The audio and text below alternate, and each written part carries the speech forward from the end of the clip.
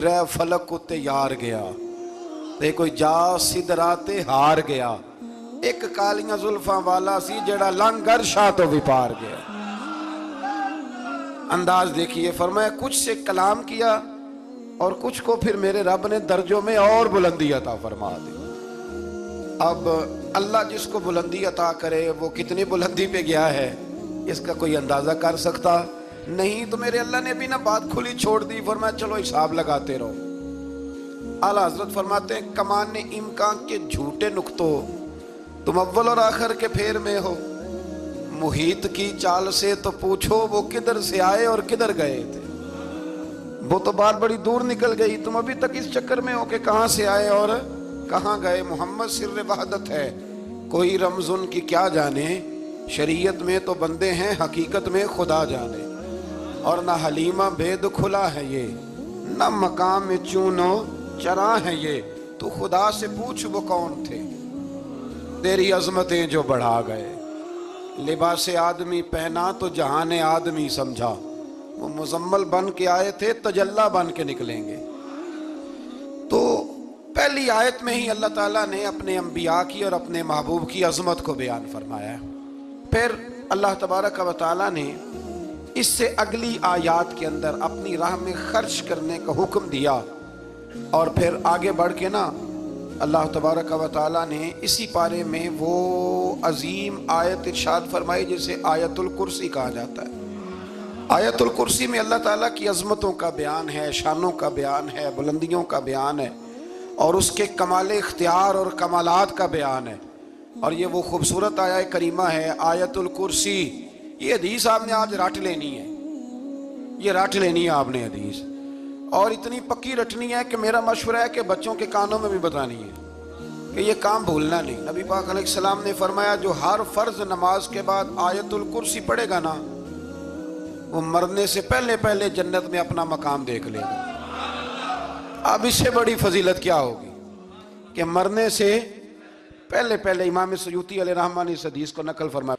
अल्लाह करीम ने ना आयतुल कुर्सी के फौरन बाद इरशाद फरमाया ला इकराह फिद्दीन, इस दीन में सख्ती कोई नहीं। तो या अल्लाह फिर क्या है, वो जो काफिर बड़ा एतराज करते हैं ना कि दीन तलवार से फैला है, तो दीन इन लोगों ने फौजों के जरिए फैलाया है। तो अल्लाह तबारक व तआला ने तीसरे पारे की आयत नंबर 256 में वजाहत फरमा दी कि दीन में कोई जबर नहीं है। हाँ, हमने सूरत हाल वाज़े कर दी है, हक बयान कर दिया है। अब जो बंदा इनकार करेगा इस हक का वो शैतान के साथ है, और जो ईमान ले आएगा तो फिर उसने एक मजबूत चीज को पकड़ लिया है, और उस मजबूत चीज को पकड़ा है जिसने कभी खुलना नहीं है। फरमाया दीन में कोई जबर नहीं, सख्ती नहीं। लेकिन ना दिल अल्लाह के कंट्रोल में है ना सारे, तो अल्लाह अगर चाहे तो सारे काफिरों से कलमा पढ़वा दे। लेकिन रब फरमाता है मैं तुम्हें हक बताऊंगा, मान लोगे तो जन्नत है, न मानोगे तो जहन्नुम है। तो इसलिए जबर वाली बात कोई नहीं। आगे अल्लाह ताला ने ना इसी पारे में इरशाद फरमाया कि ए महबूब अलम तरा इलल्लज़ी हाज इब्राहीम फी रब्बिही।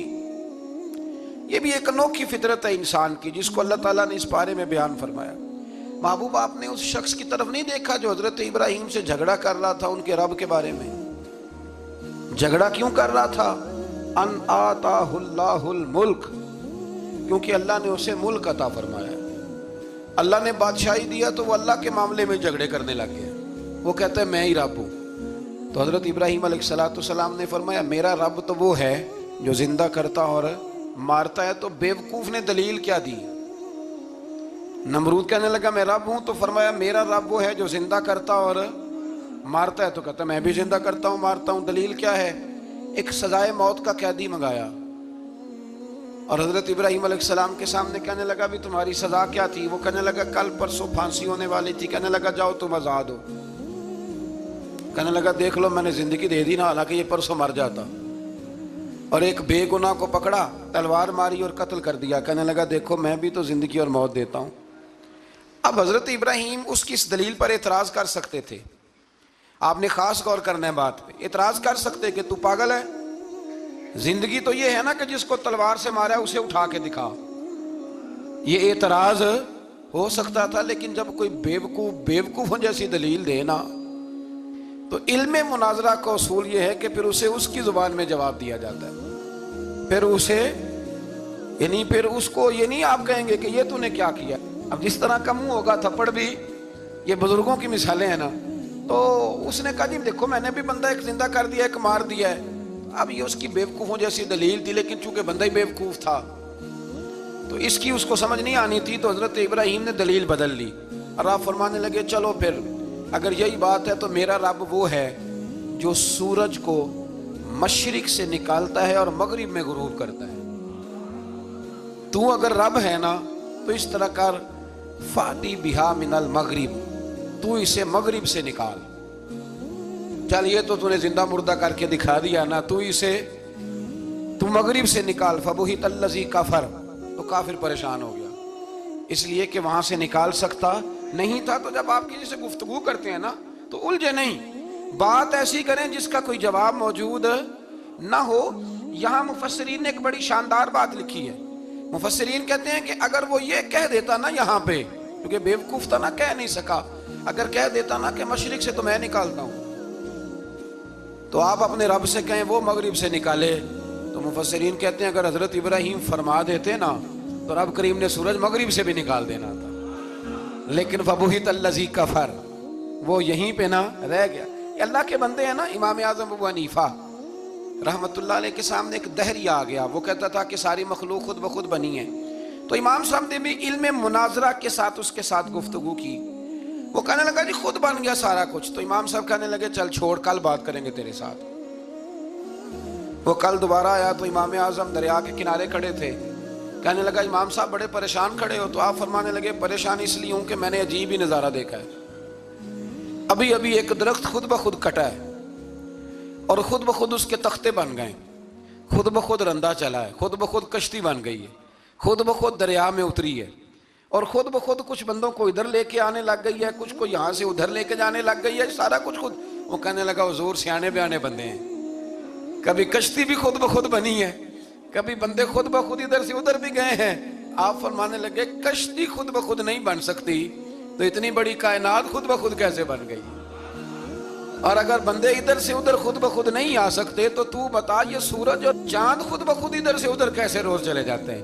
تھوڑی دیر چپ رہا، پھر آ کے امام اعظم کے ہاتھ چومے اور کہنے لگا آپ نے تو کمال کر دیا، میرا ذہن صاف ہو گیا، مجھے کلمہ پڑھائیں، میں بھی مدینے والے محبوب کا غلام بن جاتا ہوں۔ تو پکی دلیلوں کے ساتھ گفتگو کرتا ہے قرآن پاک، پکی دلیلیں۔ یہ آیت سبق یہ دیتی ہے کہ آپ کسی سے بات کریں تو، اب چونکہ سپارہ لمبا ہے بات رہ نہ جائے، پر یہ مضمون اتنا شاندار ہے کہ میرا یہاں رکنے کو دل کرتا ہے۔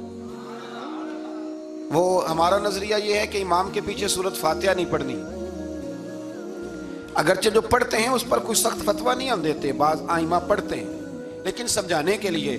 امام اعظم ابو حنیفہ رحمت اللہ علیہ کی رائے ہے کہ امام کے پیچھے سورۃ فاتحہ نہیں پڑھنی۔ ہمارے پاس دلیل ہے، قرآن کہتا ہے جب قرآن پڑھا جائے تو خاموشی سے سنو، اور حضور کا فرمان موجود ہے مصنف ابن ابی شیبہ میں کہ امام کی قرات ہی مقتدی کی قرات ہے۔ بزرگ کہتے ہیں کہ دلیل اس طرح کی دو کہ سامنے والے کے ذہن تک بات پوری اتر جائے، آپ اسے سمجھا پائیں۔ امام صاحب نے جب یہ بات ارشاد فرمائی تو کچھ لوگ آپ سے مناظرہ کرنے آ گئے، 15-20 لوگ تھے۔ ایک ادھر سے بولتا پڑھنی چاہیے سورت امام کے پیچھے، ایک ادھر سے بولتا پڑھنی چاہیے، ایک ادھر سے بولتا۔ تو امام اعظم ابو حنیفہ فرمانے لگے تم سارے پڑھے لکھے لوگ ہو، یہ گفتگو کا طریقہ ہے؟ اس طرح بات کرتے ہیں کسی کے سامنے؟ میں اکیلا ہوں اور تم 15 لوگ ہو، کوئی ادھر سے بولتا ہے کوئی ادھر سے بولتا ہے، طریقہ کرو کوئی بات کا۔ وہ چپ کر گئے، کہنے لگے ویسے ٹھیک تو ہے، ہم تو غیر مہذب ہو گئے۔ تو امام صاحب کہنے لگے ایک بندے کو منتخب کرو، وہ میرے سامنے آئے۔ انہوں نے ایک بندہ منتخب کر لیا، وہ کہنے لگا جناب یہ ہمارا نمائندہ ہے، یہ اگر جیت گیا تو ہم سارے جیت گئے، یہ اگر ہار گیا تو ہم سارے۔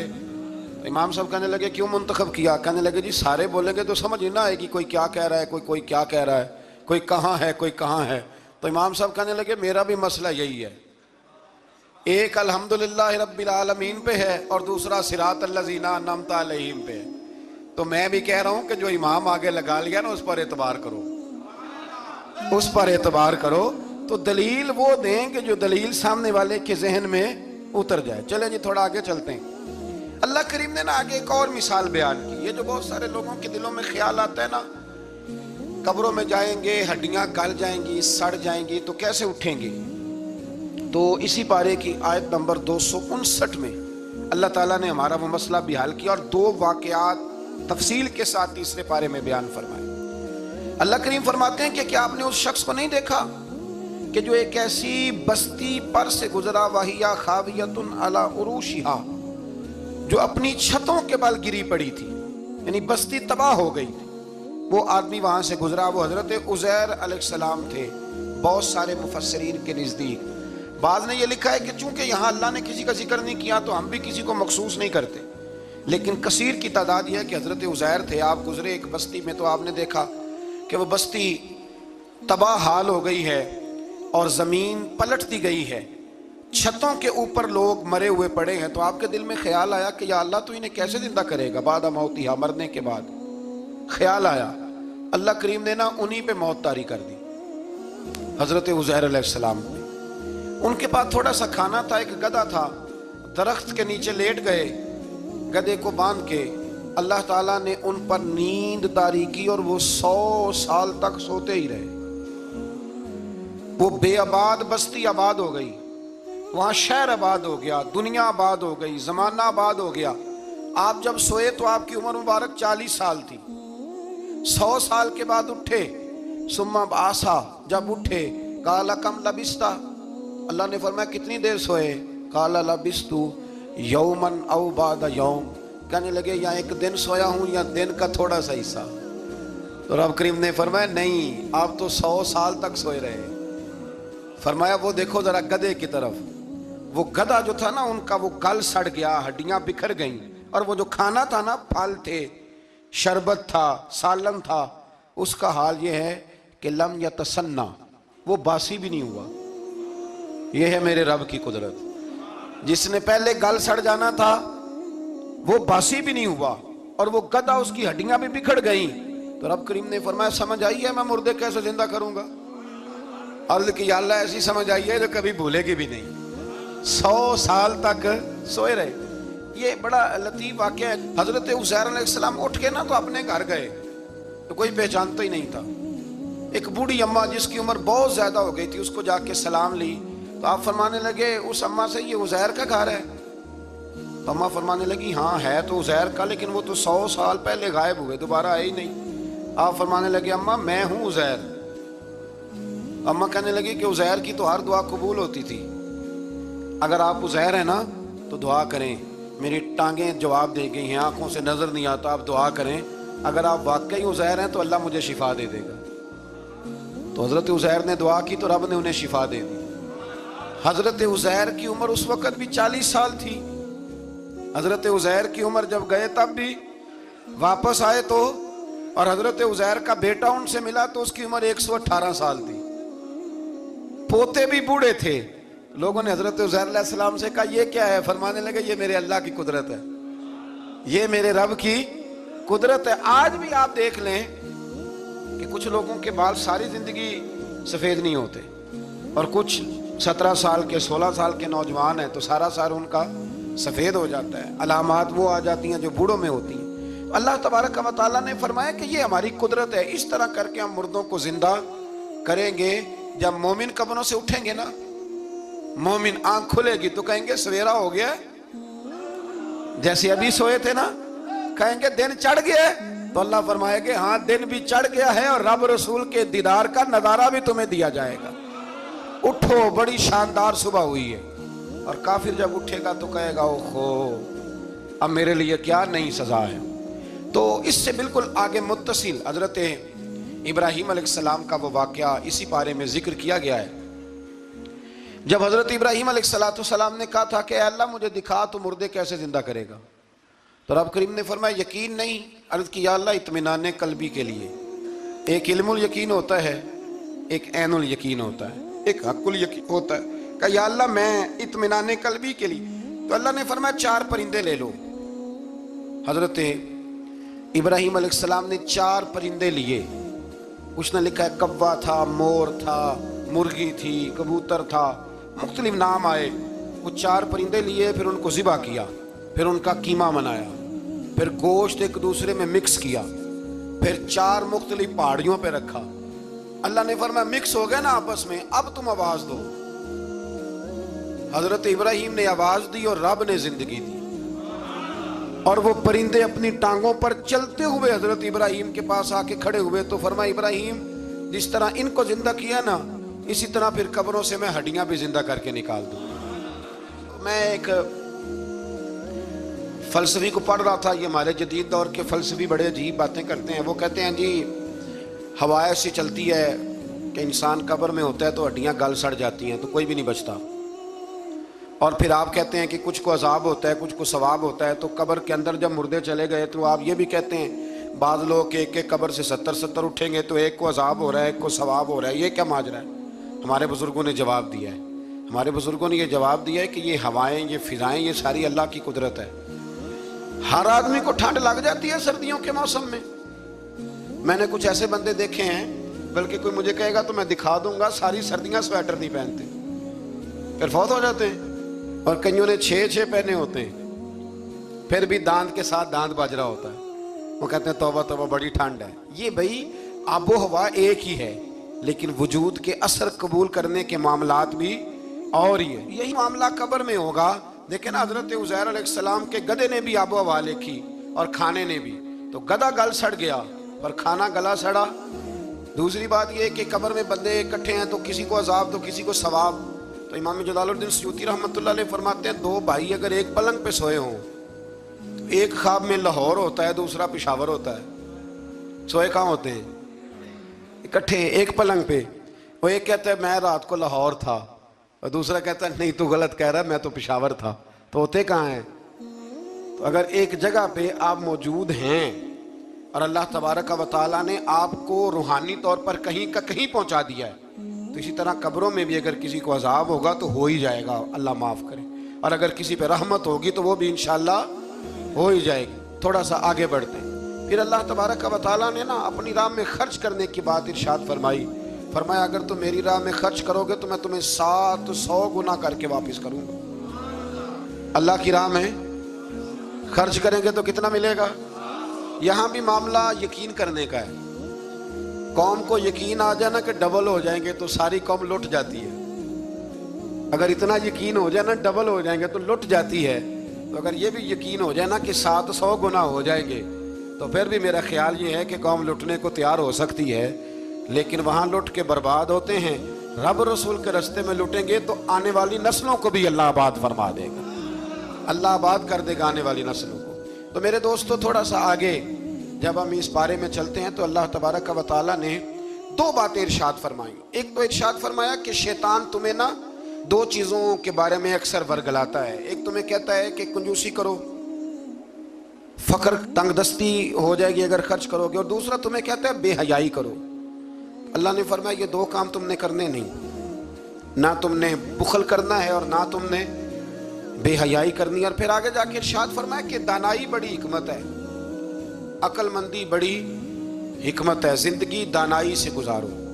یؤتی الحکمت من یشاء، اللہ جسے چاہتا ہے حکمت عطا کرتا ہے۔ ومن یؤت الحکمت فقد اوتی خیرا کثیرا، اور جسے اللہ نے دانائی دی نا عقل، اللہ فرماتا ہے اسے ہم نے خیر کثیر عطا کی۔ کام سارے ہی ہو جاتے ہیں پر جو عقل کے ذریعے کیا جائے نا، شیخ سعدی نے کہا تھا اگر تیرے پاس 1 من علم ہے نا تو 10 من عقل کی بھی ضرورت ہے، پھر وہ علم آگے پہنچتا ہے۔ 10 من 1 من شعور کے ساتھ دانائی کے ساتھ میرے نبی کریم علیہ السلام نے نا بڑی دانائی کے ساتھ دین پھیلایا ہے، بڑی حکمت کے ساتھ، بڑی خوبصورتی کے ساتھ حضور نے۔ ایک شخص نے آگے کہا یا رسول اللہ صلی اللہ تعالیٰ علیہ وسلم میں 5 نمازیں نہیں پڑھ سکتا، 2 پڑھوں گا۔ تو صحابہ کہتے ہیں ہمارے دل میں خیال آیا کیسے اجازت ملے گی، نماز تو فرض عین ہے، ہر نماز کی ہر رکعت کا ہر سجدہ فرض ہے، اور یہ پوری 3 نمازوں کی چھٹی مانگ رہا ہے۔ لیکن حضور نے حکمت سے دین پھیلایا، دانائی سے۔ مسند امام احمد بن حنبل میں موجود ہے، حضور نے فرمایا اگر 2 نمازیں پڑھو گے 3 نہ پڑھو گے تو کلمہ تو پڑھ لو گے نا دل سے۔ حضور پڑھ لوں گا، فرمایا چل تو 2 ہی پڑھ لینا، کلمہ پڑھ صحیح۔ حضرت ابو ہریرہ کہتے ہیں اس نے 3 نمازوں کی چھٹی کی شرط پر کلمہ پڑھا، ابھی پورا ہفتہ نہیں ہوا تھا کہ اس نے 5 نمازیں کیا تہجد بھی شروع کر دی۔ उस शख्स ने फिर इशराक और चाश्त भी पढ़ी, वो सारी रात मुसल्ले पे भी बैठा। लिहाजा दानाई के साथ घर भी आपका हिकमत से चलेगा, दानाई से चलेगा, दुकान भी आपकी हिकमत और दानाई से चलेगी। तो मुसलमान उसको नहीं कहते जो जज्बाती हो जाए, जो फटाफट मराने पे उतर आए, उसको कहते हैं जो बड़ी दानाई के साथ, हिकमत के साथ चीज़ों को लेके आगे बढ़ता है। फिर अल्लाह तबारक व तआला ने ना 5वें से 6ठे रुकू में सूद की हुर्मत बयान की, और अल्लाह करीम ने फरमाया कि ये जो लोग कहते हैं ना कि सूद भी तिजारत की तरह ही है, ये भी तो कारोबार ही है, फरमाया क़यामत के दिन ये इस तरह खड़े किए जाएंगे जिस तरह किसी को शैतान छू लेना, शैतान छूता है तो वो आदमी यूं हो जाता है जैसे पागल हो गया है। तो इन लोगों को जो सूद और कारोबार को एक कहते हैं, इन्हें भी क़यामत में पागलों की तरह खड़ा किया जाएगा। और फिर अल्लाह ताला ने हुक्म दिया, फरमाया सूद छोड़ दो जो बाकी रह गया है, इससे जान छुड़ा लो। और अगर तुमने ऐसा न किया, फ़इल्लम तफ़अलू, अगर तुमने ऐसा न किया, फ़अज़नू बिहर्बिम मिनल्लाहि व रसूली, फिर अल्लाह और उसके रसूल से जंग करने के लिए तैयार हो जाओ। तवील तरीन आयत कुरान मजीद की, आयत नंबर 282, इसमें अल्लाह ताला ने फरमाया जब भी तुमने लेन देन करना है उसे लिखना है। एक लफ्ज से ना मुझे तो कई दफा चिड़ी हो जाती है, वो लफ्ज है कि मुझे एतबार है। मैं कहता हूं कि वो वालिदैन बड़े जालिम हैं जो कहते हैं मुझे जवान बच्ची अकेली कॉलेज जाती है तो मुझे एतबार है। जवान बच्चे को 10-20 हज़ार रुपया जेब में डाल के गली में भेज देते हैं और कहते हैं मुझे एतबार है। इसी तरह वो लोग भी बड़े जुल्म करते हैं जो अपने भाई के साथ लेन देन करते हैं, तहरीर नहीं करते और कहते हैं मुझे एतबार है। अल्लाह को भी तो एतबार है ना अपने बंदों पे। तो रब फरमाता है मेरे बंदो जब लेन देन करो तो उसे लिख लो, ये कुरान का हुक्म है, ये मेरे रसूल की सुन्नत है, ये मेरे नबी का तरीका है। जब भी लेन देन करें उसे तहरीर करें, उसे तय करें, अच्छे तरीके से नोट करें, ताकि वो किसी जगह पे जाके भी कोई मामला भी कमजोरी का बायस न बने। तो इस आया करीमा में अल्लाह करीम ने ये भी इरशाद फरमाया कि लिल्लाहि मा फिस समावाति व मा फिल अर्द, आगे जाके फरमाया कि ज़मीन आसमान में जो कुछ भी है उन सब का मालिक अल्लाह है। हमें अल्लाह ने जो कुछ दिया है ना वो इस्तेमाल करने के लिए दिया है। अगर हम मालिक होते तो क़यामत में हिसाब ना देते, मालिकों ने कभी हिसाब नहीं दिया, हिसाब तो मुंशी देते हैं। अल्लाह ने हमें इस्तेमाल करने के लिए चीज़ें दी हैं, इसलिए अल्लाह फरमाता सुम्मा लतुसअलुन्ना यौमइज़िन अनिन नईम, क़यामत में ना मैं तुमसे एक एक नेमत के बारे में सवाल करूँगा। तो ये सारी अमानतें हैं अल्लाह की, जितना कुछ हमारे पास है, वो कोई भी सलाहियत हो, कोई भी कुव्वत हो, तो उसको सही सही इस्तेमाल करें अमानत को। फिर मेरे अजीज़ अल्लाह तबारक व तआला ने ना इस सूरह मुबारका के आखिर में हमें एक दुआ सिखाई है। वो बड़ी शानदार दुआ है, हर चीज़ तलब करती है कि उसको पढ़ा जाए, देखा जाए, पर उस दुआ के आखिरी लफ्ज़ ये हैं वाफ़ु अन्ना, अल्लाह हमसे दरगुजर फरमा, और आखिरी लफ्ज़ ये हैं कि वग़फ़िर लना, अल्लाह हमें बख्श दे, वरहमना, और अल्लाह हम पे रहम फरमा, इसलिए कि अंत मौलाना, तू ही हमारा मददगार है, फंसुरना अलल कौमिल काफिरीन, अल्लाह काफिरों के मुकाबले हमें हमारी मदद फरमा। तो फिर आगे सूरह आले इमरान शुरू होती है। सूरह आले इमरान के बिल्कुल इब्तिदा में अल्लाह करीम ने फरमाया कि कुरान पाक में 2 किस्म की आयात हैं। कुछ आयात बिल्कुल वाज़े हैं और कुछ आयात ऐसी हैं कि जो मुतशाबे हैं, जिनको समझने की ज़रूरत है। तो फरमाया जिनके दिलों में कजी है ना, खोट है, वो मुतशाबे आयात के पीछे जाते हैं। कुछ आयात बिल्कुल वाज़े हैं, कुछ को समझने की ज़रूरत है। तो 2 लोग कुरान पढ़ पढ़ के फसाद बर्पा करते हैं, ये वो लोग हैं जो मुतशाबिहात के पीछे लगते हैं, वाज़े आयात की तरफ नहीं जाते। हमारे ज़माने में भी हम देखते हैं कि कौम ये जो वाज़े आयात हैं उन पर अमल नहीं करती, बल्कि कुछ ऐसी आयात, कुछ ऐसी बातें जिनको बड़ी गहराई और गहराई से समझने की ज़रूरत है वो लेके आ जाती है, कहते हैं ये फ़लसफ़ा बयान करें। तो मैं क्या करता हूँ, जो सीधी सीधी चीज़ें हैं पहले उन पर अमल कर लो ना। नमाजें 5 फ़र्ज़ हैं, वो पहले पढ़ो ना। माँ बाप की खिदमत फ़र्ज़ है, वो करो। हक सच बोलो, हलाल रोज़ी खाओ, जो है वो दयानतदारी का मुजाहरा करो, तो ये काम करो ना। फिर आगे फ़लसफ़े में भी चले जाएंगे, फिर मंतक की बातें भी छेड़ लेंगे। तो जो वाज़े वाज़े चीज़ें उन पर तो अमल कर लें, वो बारीकियों में जाना, पहेलियाँ जो है वो बुझाना और बड़ी बड़ी अजीब बातें करना, इनसे निकलें। अल्लाह तबारक व तआला हमें समझने की तौफीक अता करे। फिर इससे आगे जाके ना अल्लाह तबारक व तआला ने इसी आया करीमा के अंदर हज़रत मरियम का जिक्र फरमाया है। जनाब मरियम सलाम अलैहा अल्लाह तबारक व तआला की वो पाक बाज बंदी है जिनकी माँ ने मन्नत मांगी थी कि अल्लाह अगर तू मुझे बच्चा देगा ना तो मैं वो तेरे रास्ते में दे दूंगी।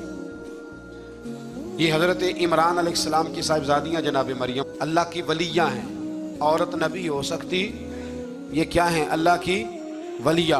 तो हज़रत मरियम जब वो बच्चा पैदा हुआ उनकी माँ ने मन्नत मांगी थी। ये कुरान मजीद है, ये 3रा पारा है और इसकी जो आयात हैं वो हैं आयत नंबर 34-35।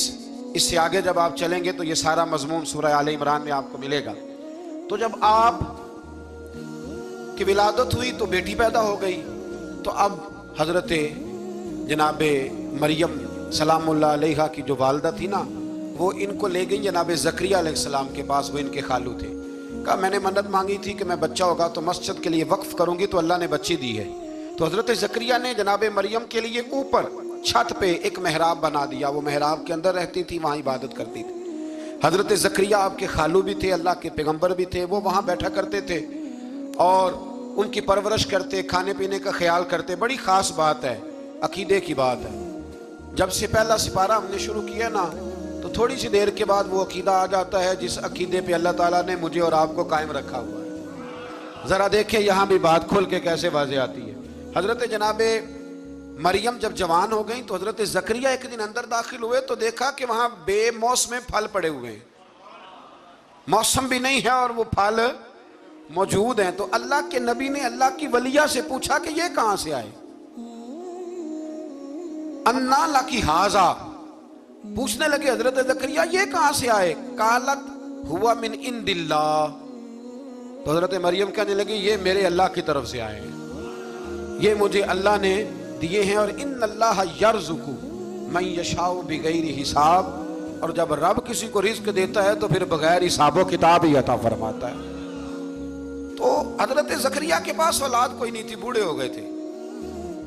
जब देखा ना कि अल्लाह की वलिया को अल्लाह ने बेमौसम फल दे दिए हैं, तो ख्याल आया कि मैं भी बूढ़ा हूँ, मेरी बीवी भी बूढ़ी है, तो अगर रब अपनी वलिया को बेमौसम फल दे सकता है और देता है अपने करम से, तो अपने नबी को भी तो बगैर मौसम की औलाद दे ही सकता है ना।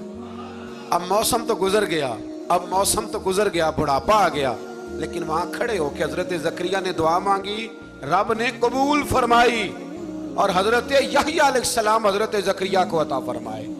तो अगर वलिया की मेहराब के पास खड़े हो कि अल्लाह के नबी दुआ मांगे तो रब कबूल फरमाता है, तो हम दाता अली अजमेरी के मज़ार पे जाके दुआ मांगे, तो हम गौसे आदम जिलानी के मज़ार पे जाके दुआ मांगे, तो इमाम शाफी फरमाते हैं जब भी कोई मुश्किल पेश आती है मैं इमाम आजम की मज़ार पे जाता हूँ और करीबी मस्जिद में 2 नफल पढ़ के उनके मज़ार पे दुआ मांगता हूँ, अल्लाह मेरी हर मुश्किल को आसान फरमा देता है। तो भाई ये तो कुरान मजीद की आयात है ना, इनको तो खोल के देखो ना।